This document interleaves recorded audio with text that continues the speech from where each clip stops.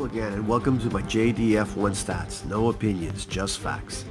The facts I'll be sharing are the results of the 2024 season up to the Australian Grand Prix. I have classified the drivers regarding their place finish. For example, a winner must finish ahead of all 19 drivers this year, which sums 19 places.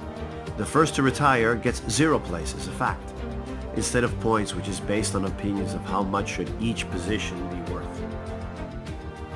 It's clear the reason is to give extra motivation to win, since there's a 7-point gap to second. But racers started to realize early in the season last year that challenging the dominant Max would risk to lose their second place and perhaps drop to third, and increase the point gap to 10.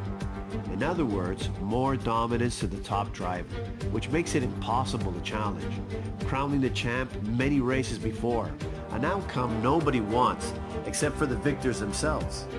In addition, many racers don't have points yet, so their position in the championship is based simply on their best finish. I also separated the results in the season from the fastest laps and sprint races, which usually doesn't change the final outcome at the end of the season, especially when there's a dominant driver. You'll get the picture when you see how the championship is folding out. I'll be presenting the drivers in order of places with relation to their position in the championship. At the bottom we find the same Sargent finishing ahead of 5 drivers in 2 races, the same position in the championship. 20th is Gasly with 8 places, who's 19th in the championship. Bottas is actually 19th, leaving 9 cars behind. Ocon stays in 18th with 13 places made so far.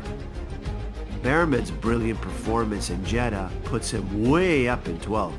He's actually 17th, with the same amount of places as Ocon with 1 race. You can clearly see that just 1 Grand Prix can make a huge difference in their position in the championship, while other drivers could be the entire season with fewer results. Zhou stays 16th, beating 15 cars in 3 races. Ricciardo is struggling, however he's 2 places up from the championship, finishing ahead of 18 cars for now. Albon also improves a position to 14th, totaling 22 places. The Hulk keeps 13th, 24 places in total. Yuki drops a place to 12th, beating 6 more cars than his teammates so far. With the same amount of places, Stroll drops out of the top 10. On the contrary with Magnussen, his consistency puts him up in the top 10. Hamilton's best result makes him 9th with 25 places. Russell's crash in Australia slipped him down to 8th. Sainz's win catapulted him to 7th with only 2 Grand Prix. Another clear example of how much a win can change the actual result. Alonso's consistency is rewarded as well, lifting him 2 positions to 6th. After the early retirement in Australia, the championship leader in reality is 5th, completely opening the battle for the title. McLaren's reliability has boosted Lando to 4th, and sophomore Aussie Piastri to 3rd.